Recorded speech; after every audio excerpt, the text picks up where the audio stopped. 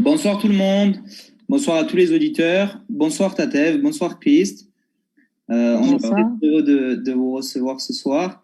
Vous êtes en direct donc d'Arménie pour Tatev et d'Artsakh pour Christ. Pour présenter un petit peu le projet à nos auditeurs, le Bureau mondial de la jeunesse de la FRA organise une série de travaux en Artsakh auprès de la jeunesse pour redynamiser la jeunesse et pour qu'elle ne parte pas d'Artsakh, qu'elle ne quitte pas l'Artsakh et pour faire vivre un petit peu des jours meilleurs aux enfants d'Artsakh. Vous êtes allés en Artsakh tous les deux dans ce cadre-là. Vous allez nous expliquer, nous présenter votre activité sur place. Mais pour commencer, est-ce que vous pouvez vous présenter tous les deux?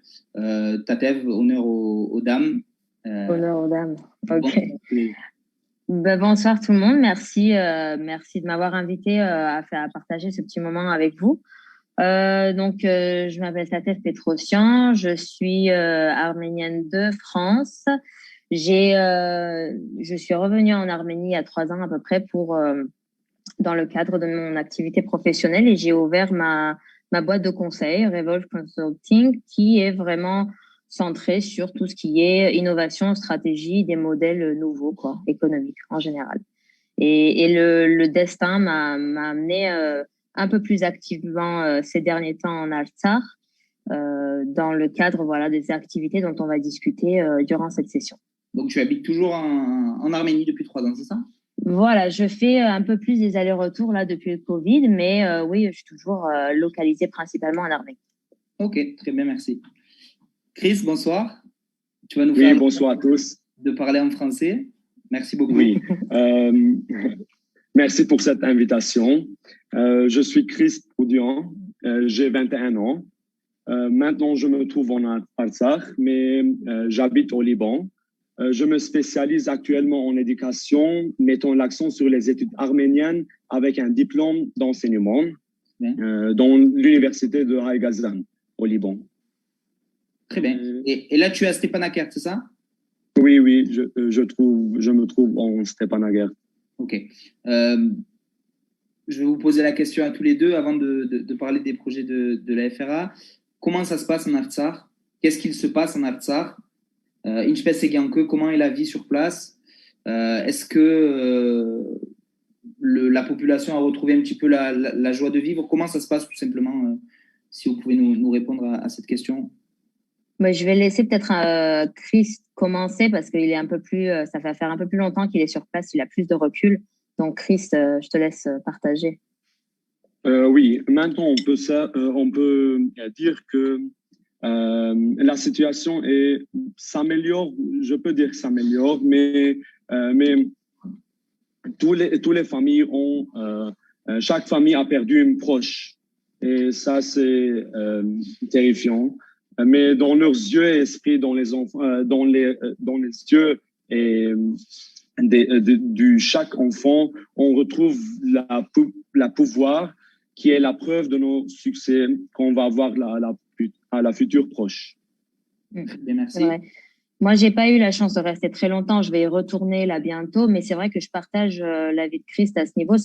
Il y a un pouvoir de la résilience et de la combativité sur place qui est assez imprégnante par rapport à un peu l'anesthésie ambiante qu'on a à Erevan, quoi. Donc c'est vraiment quelque chose de marquant à ce niveau-là, c'est vrai.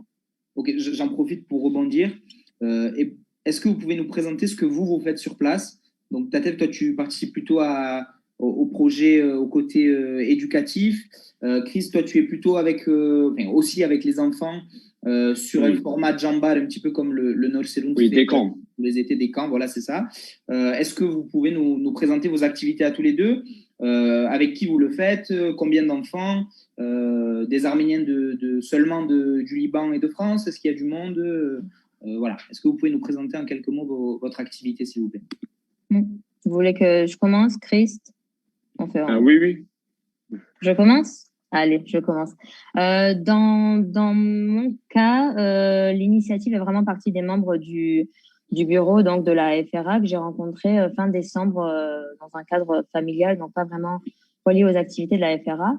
Et c'était vraiment à la suite de cette prise de conscience qu'il y avait un danger imminent d'émigration de cette démographie vraiment jeune, quoi, donc 18-40, quoi, vers la Russie. Et pour pallier du coup très rapidement à ce risque qui est un enjeu de sécurité territoriale conséquent, comme vous pouvez l'imaginer, on a pris le pas à créer en fait une plateforme qui permettrait de développer des compétences professionnelles très rapidement sur des secteurs très précis qu'on a étudiés vraiment de manière très ciblée sur tout le mois de janvier et voilà qui seraient des compétences très rapidement monétarisables aussi.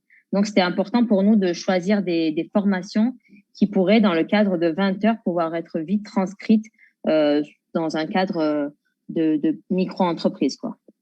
Donc, je pourrais développer, si vous voulez, par la suite un peu plus. Voilà, c'est l'intro. On a commencé en janvier. Je parlerai un peu plus tard de la construction vraiment du programme, si vous voulez. Juste pour information, tu es parti quand? Tu es revenu quand en Artsakh? Tu as passé Alors, on a commencé à travailler ensemble, donc par les biais un peu online, digital, à partir de janvier. Et c'est donc on avait des équipes sur le terrain. On a un Gelashak Meslopian qui est vraiment très actif sur le terrain, qui était les mains, les pieds du programme. Et moi, j'étais vraiment derrière un peu plus à structurer le programme. On a fait l'analyse de terrain ensemble janvier-février, donc en 5 semaines, très très rapidement. On a établi la structure entière des 6 mois à venir de ce programme et mois de mars, en 5 jours, on a fait un tour à peu près sur toutes les universités et les pôles actifs où il y a de la jeunesse.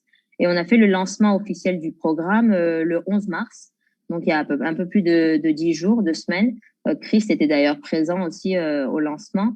Et on a commencé avec un succès qui nous a dépassé un petit peu parce qu'on avait prévu 50-60 candidats au début et on s'est retrouvé avec plus de 100 inscrits au programme, ce qui nous a obligés à faire des rounds de formation, enfin deux par jour, quoi. C'est-à-dire on a été obligé de splitter les groupes en deux tellement qu'on n'avait pas de salle vraiment pour assumer une capacité de 100 personnes, quoi. Très bien. Pour information pour nos spectateurs, excusez-moi, je regarde le direct en même temps pour voir si on a des questions.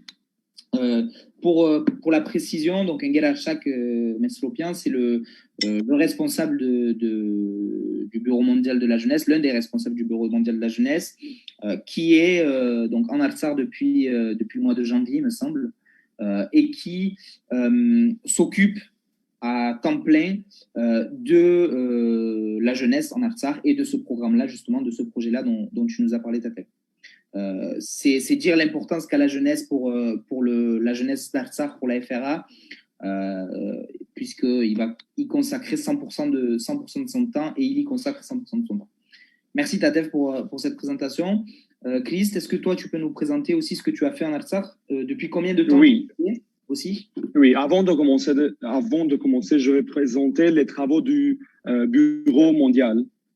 Oui, les travaux du Bureau mondial se focalisent principalement sur 4 axes. La première est que les camps et les séminaires pour les enfants. 2, le travail volontaire dans les centres de réhabilitation des blessés. 3e, des cours techniques de professionnalisation dans de divers champs. Et le 4e est le soutien et assistance morale et financière aux familles des blessés et des martyrs. Donc, notre équipe est formée de 4 personnes. Moi, Engeri Sanan, Enger Christ et Enger Oshin. Nous avons participé au projet organisé par le Bureau mondial de la jeunesse qui a justement organisé des camps éducatifs et divertissements pour les enfants de l'Artsakh. Notre premier camp a commencé Ansar Shabbat. Oui. Oui, et on a fait notre premier camp dans Mardouni, dans la région de Mardouni.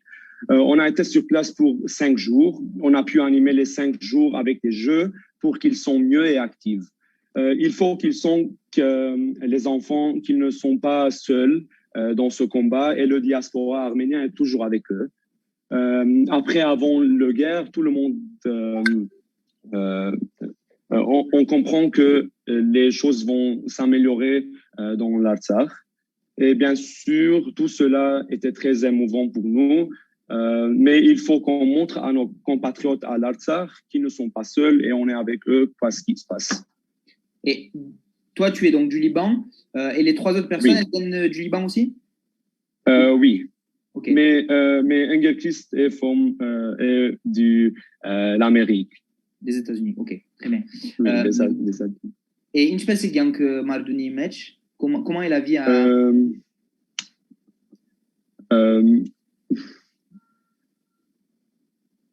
C'est dur? Oui, c'est dur. Oui, kiç më të zhvare, polore Gabajkarin vorbesi tarnan idens Penaganong Yankin. Oui, c'est dur. Comme j'ai dit, toutes les familles ont zohunin idens ndanik nerum mech, polornal I think est-ce que sanarten tarnalu idens Penaganong Yankin yev, ils ont accepté la situation. Ok. Donc il y a, comme tu disais tout à l'heure, il y a eu des victimes parmi chaque famille et elles font tout pour relever la tête et pour aller de l'avant sur place pour que ça aille mieux pour leurs enfants aussi. Et c'est l'objectif de la FRA, que ça aille mieux par la jeunesse aussi, pour la jeunesse.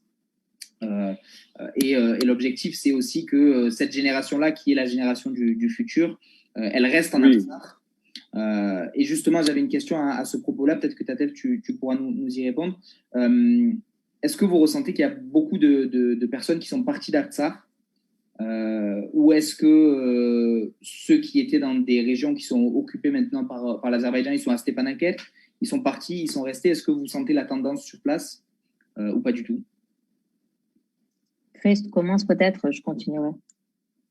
Oui, yes, vidéo entretarnay vor irենք վերադարձան այդ շրջաններում մեջ օրինակ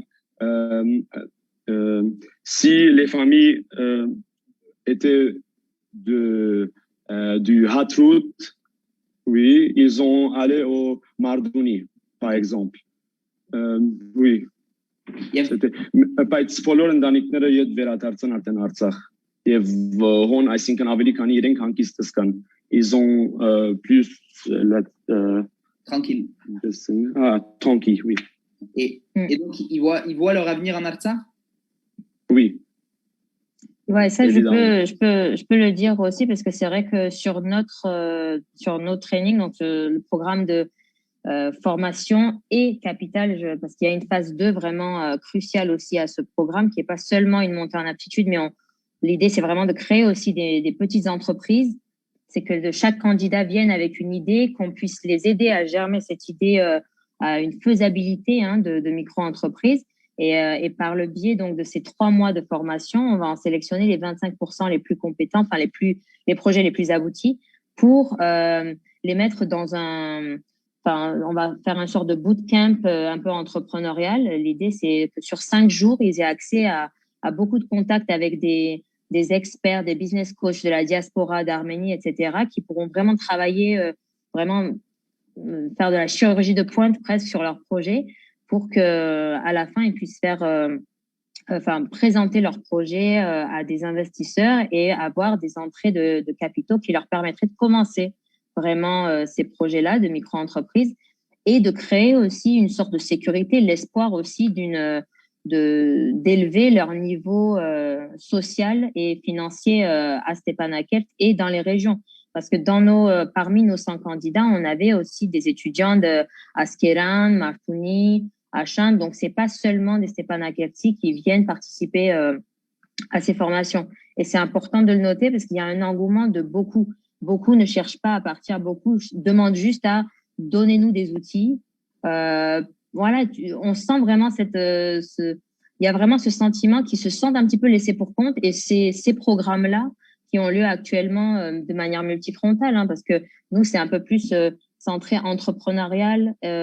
Chris, ce qu'ils font, c'est plus Badani, mais tout ça, c'est vraiment pour leur montrer qu'ils sont pas délaissés pour compte, ni dans l'intérêt qu'on leur porte, et ni d'ailleurs dans la qualité des services qu'on est prêt à leur porter, quoi. Et ils le ressentent, ils l'ont compris qu'ils n'étaient pas seuls et que nous, en diaspora, on faisait tout. Ah oui, je pense que ça va être le travail à faire. Je pense qu'ils le ressentent, mais c'est pas tout qu'ils le ressentent au début. Ce qui est difficile, c'est l'endurance. C'est de garder ce sentiment sur le long terme. On est face à un marathon à l'heure actuelle. Donc, il va falloir que nous-mêmes, on trouve des manières créatives d'injecter ce sentiment tout au long des années à venir, quoi. Donc, ils on a un travail colossal. Ils ont accepté. Oui, ils ont accepté que la situation actuelle nous ne convient pas et il faudra tout faire pour arriver à un statut plus favorable. Oui, logique. Tatev, j'ai vu aussi que vous aviez, j'ai pas suivi de très près ce qui a été fait, mais j'ai vu que vous aviez créé une sorte de conférence de presse. Je sais pas si tu y étais, où il y avait des journalistes qui ont posé des questions tout simplement aux jeunes. Oui, oui. Bah, on a un suivi assez, je dirais, quotidien, hein. À l'heure actuelle, on a un alignement à peu près sur les 3 mois de 13 formations déjà sur 7 secteurs variés et des secteurs plus généraux comme la gestion administrative, financière, etc.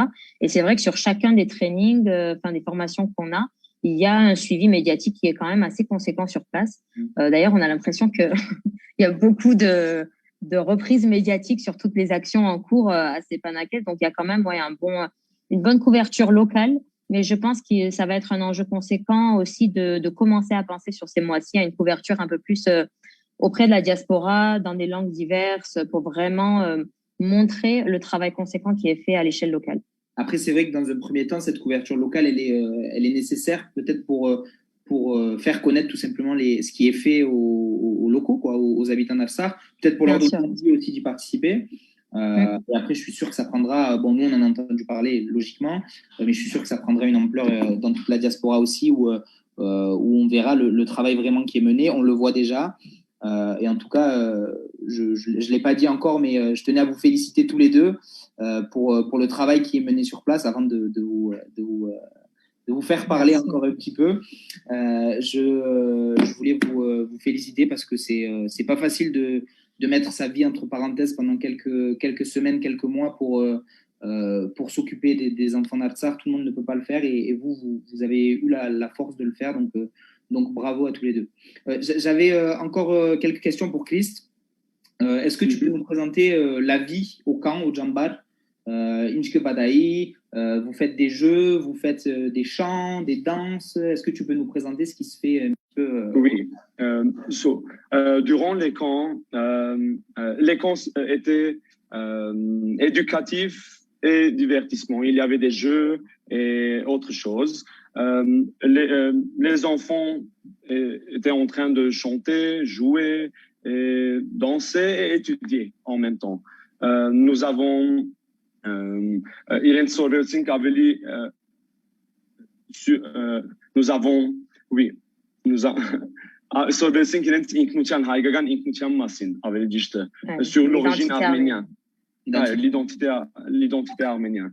Եվ իրենք արդեն այդ իդենտիտեն սորվելով իրենք հասկացան որ պետք չէ հուսալքվին իրենց կյանքի մեջ եւ միշտ հարադեվ բայկարը car le combat continue աստիգա ավարտը չէ ամեն մեկ բանի գիտեն իրենք ընդունած են որ անարդար է այս եղածը եւ անպայման պիտի չհուսալքվին. Et ça c'était le thème de notre camp. Du camp, ok. Et combien il y avait d'enfants qui ont participé? Je ne sais pas si tu l'as dit déjà ou pas. 160. 160 à peu près. Quel âge ils avaient? De 10 à 18. De 10 à 18, ok. Et vous, Tatev, c'est deux? Et nous, on a pris le relais, du coup, un peu plus professionnalisant, de 18 à 35. On a ouvert le programme. Et votre moyenne d'âge, c'est entre les deux, c'est plus des La moyenne d'âge actuelle, on va dire que 60-70% sont 23-25 ans, 22-25 on va dire. Bon, on a aussi, après ça se dispatche assez bien entre vraiment les plus jeunes et les un peu plus âgés, donc qui sont déjà jeunes parents. Ok, très bien. J'ai encore quelques questions avant qu'on prenne les questions des auditeurs. Je voulais savoir sur place comment ça se passe aussi avec vos relations avec Artsakh, avec le Bureau mondial de la jeunesse, avec le Yeldasaltun d'Artsakh, la jeunesse d'Artsakh. Qui est-ce qui coordonne les activités de manière pratique? Est-ce que c'est eux qui vous fournissent les programmes, qui vous épaulent? Est-ce que vous pouvez nous parler de votre relation avec eux sur place? Est-ce que ça se passe bien? J'imagine que oui. Ah oui, non, ça se passe bien, ça se passe même très bien. Je dois dire, enfin, moi, j'ai travaillé avec beaucoup d'équipes par le biais de ma profession, mais c'est vrai que j'ai eu peu d'équipes qui étaient aussi performantes sur le terrain. Je vais être tout à fait franche et ça risque d'en étonner beaucoup.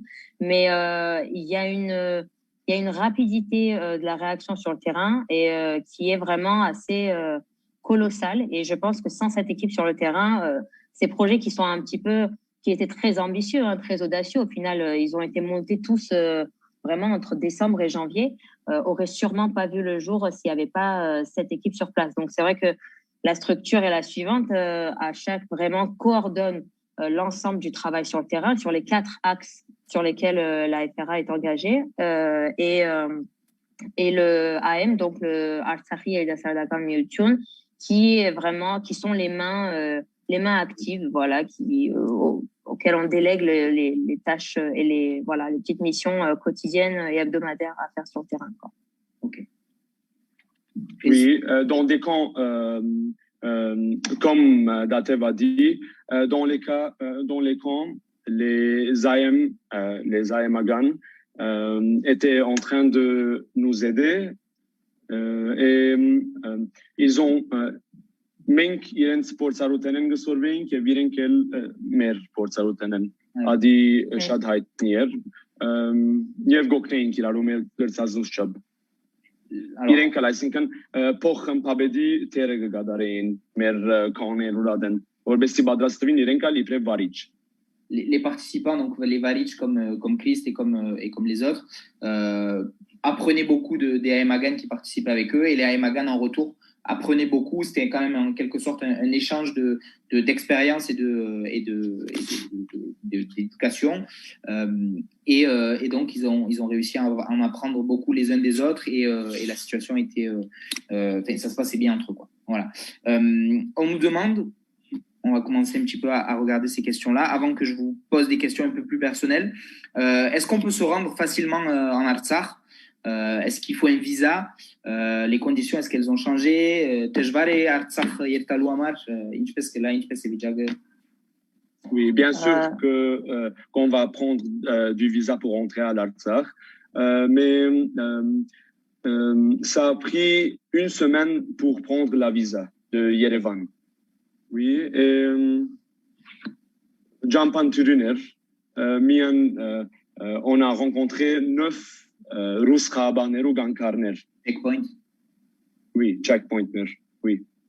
Je dirais qu'il y a vraiment, bon, c'est vrai qu'il y a un peu une mousse de médias, d'informations qui circulent comme quoi c'est très difficile d'y aller. Alors comme Chris l'a dit, si vous n'avez pas de passeport arménien, il faut demander le visa et il faut le faire. Enfin, vraiment, je sollicite tous les Spulkarai qui viennent ou qui prévoient un passage en Arménie dès le lendemain, aller demander le visa parce que ça prendra bien 5 à 7 jours ouvrés avant de le recevoir. Mais n'hésitez pas à le demander parce que c'est très important. Même 1 jour, 2 jours, faire ce passage à Alsar. Le trajet est facile, comme l'a dit Christ. Il y a toute une discussion autour de ces checkpoints qui sont censés être effrayants, mais il n'y avait rien d'effrayant. Le chemin est fluide. On y allait en plein hiver, en pleine neige. Il n'y avait pas de problème à ce niveau-là. Les 2 premiers checkpoints sont des vrais checkpoints. Le reste, c'est juste comme des péages qui s'ouvrent, à vrai dire. Donc, c'est pas vraiment.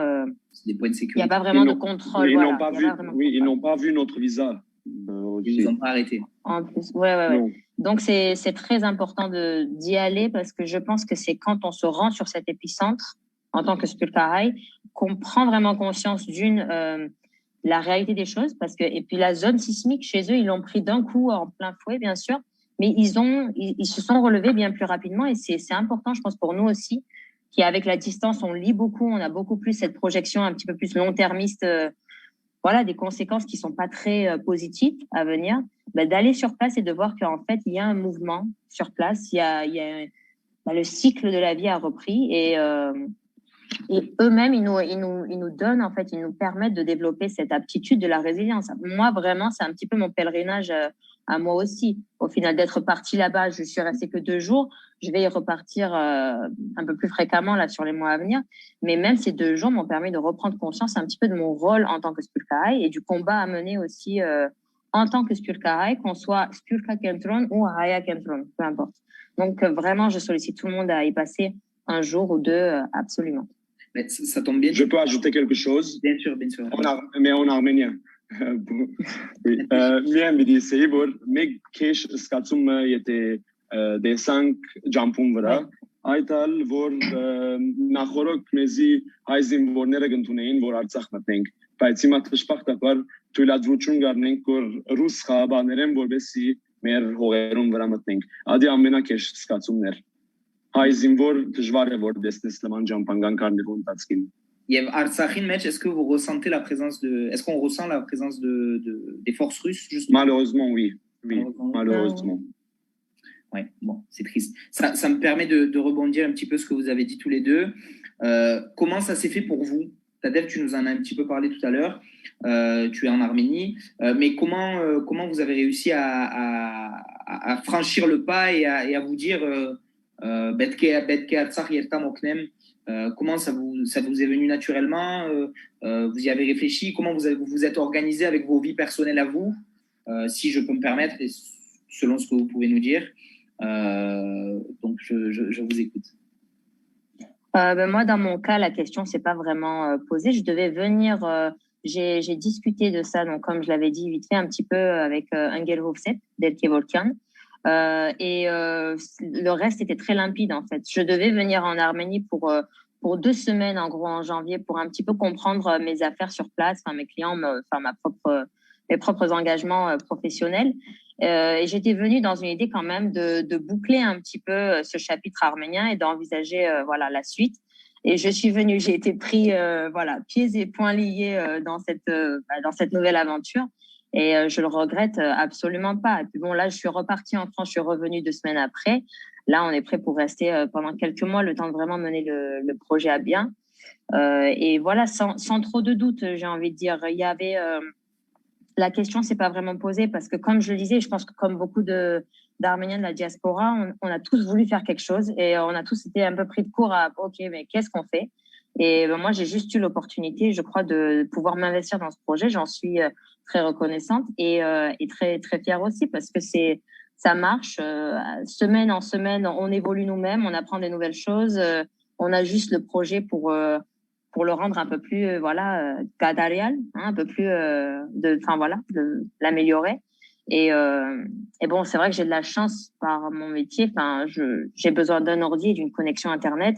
Tout le monde n'a pas cette chance-là, mais étant donné que j'avais cet avantage, j'ai pas trop réfléchi quoi. J'ai sauté dedans. Super. Christ? Oui, et moi, dans mon cas, j'ai laissé mes études et je suis en train de participer dans ce programme. Mais je ne regrette pas parce que մեր բարդականությունն է այս աշխատանքը եթե մենք չունենք այս աշխատանքը ով պիտի ինե մենք ենք քանի դեռ նվիրական Արցախին Injuste. Merci en tout cas. On a beaucoup de commentaires sur le live, je suis en train de regarder en même temps, qui vous félicitent.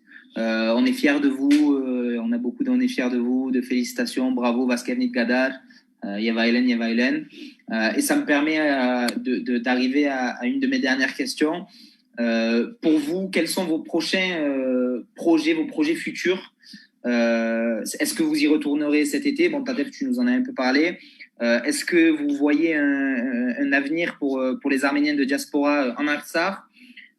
Et est-ce que vous allez refaire souvent ce genre d'initiative, ces Jambar, ces programmes pour les entreprises, à destination des entreprises? Est-ce que ça vous a donné des idées aussi pour votre vie personnelle d'aller là-bas et de voir le travail qui a été fait? Je commence, Tatev. Yalla. Oui. OK. Je vais parler à propos de l'avenir, l'approche d'avenir. Pour commencer, on a organisé les camps et on a terminé les camps dans la région de Mardouni. Mais on va pas arrêter ici. Et la semaine prochaine, on va commencer dans Stepanakert et la semaine prochaine, on va faire dans Askeran et Mardagert aussi. Ça, c'est dans l'avenir proche. Et Et je conseille à tous les adolescents de la diaspora arménienne de venir donner le plus possible, car les habitants de l'Artsakh ont besoin d'aide et de soutien psychologique. Nous sommes l'espoir de l'Artsakh et si nous ne voulons pas aider, qui le fera?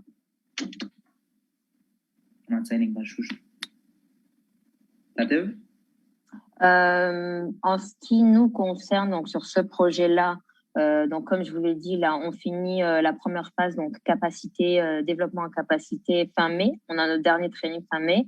On va faire le processus de sélection. On a le bootcamp qu'on veut organiser sur cet été. Donc, on est engagé jusqu'à au moins cet été. Et puis, bien évidemment, bon, ça, c'est une première pour la FRA, ce projet-là, à défaut des Jambal. C'est la première fois qu'on le fait, donc on n'a pas vraiment un historique sur lequel se baser. Et c'est ce qui rend la chose aussi d'autant plus intéressante, c'est qu'il y a une continuité indéniable qui doit avoir lieu sur ce projet-là. Quel format elle aura? On est en plein process créatif là pour comprendre en fonction des besoins et des enjeux immédiats sur le terrain de cette jeunesse-là, quelles sont les meilleures méthodes pour entretenir ce lien une fois qu'ils auront reçu leur rapport en capital, cette première promotion. Comment maintenir le rapport investisseur et investi et pourquoi pas par la suite aussi développer des pôles de compétitivité sectoriels sur la base des secteurs qu'on a déjà mis en exergue sur le projet. On nous demande comment suivre vos projets et comment suivre vos travaux sur les réseaux sociaux. İnçpes hedefil seraşkanlıkları Facebook'i vera, Instagram'i vera, Twitter'i vera.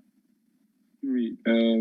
Մեր էջերը գարձեմ հետևելով գրնանք կարտեն մեր անստական էջերը եւ արավել ARF party-ն արդեն գտնեք որ նկարները եւ AMN-ել շատ աշխուժ գտնե այո AMN-ալ աբարաժնալ nույնիսկ.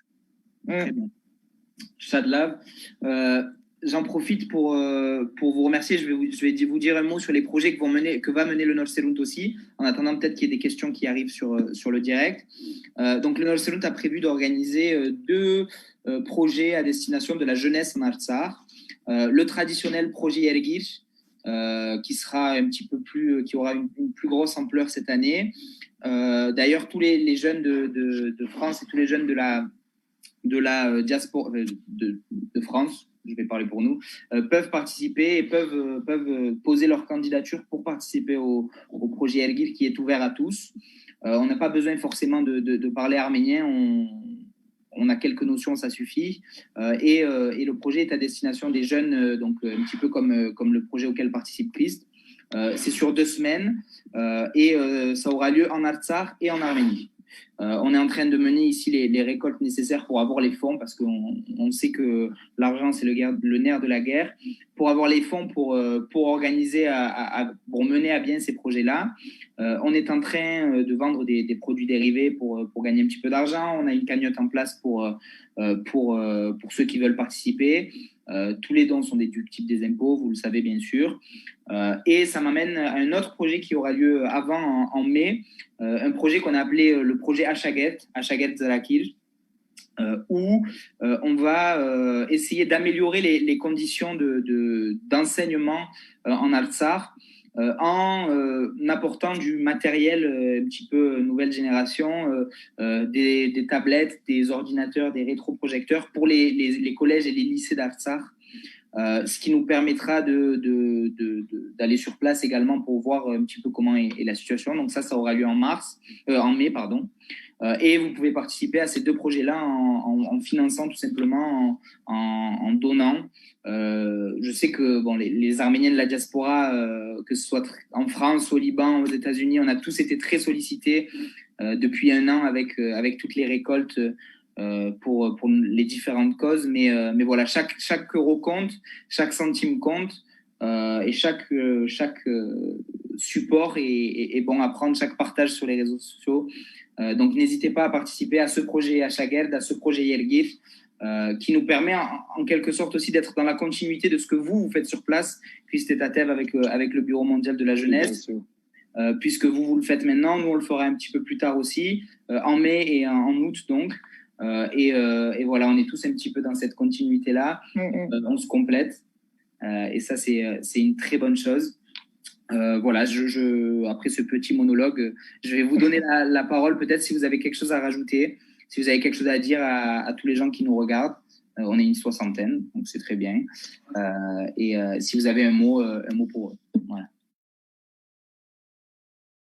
Moi, je n'ai pas vraiment de mots. Je pense que j'ai pas mal déjà parlé, mais vraiment, je réinsisterai. Je salue vraiment le travail de relais par le biais des projets que vous avez là, que ce soit à Chaguet ou Yelki. Je pense que ça va être très important de multiplier de plus en plus ces relais, de passer un petit peu voilà le flambeau d'une semaine à l'autre, que ce soit une communauté, d'une diaspora à l'autre, parce que le sentiment d'isolation, il est réel sur place.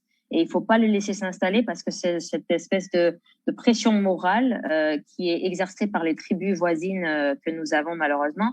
Elle est constante et il opère au jour le jour par des constructions. Donc, il y a quand même une sorte de, je dirais pas, oui, c'est presque de l'harcèlement moral quand même qui est fait pour vraiment les faire sentir de plus en plus en étau. Et je pense que plus ils verront ces voitures arméniennes passer sur ce petit corridor qui nous reste, plus nous-mêmes, on pourra...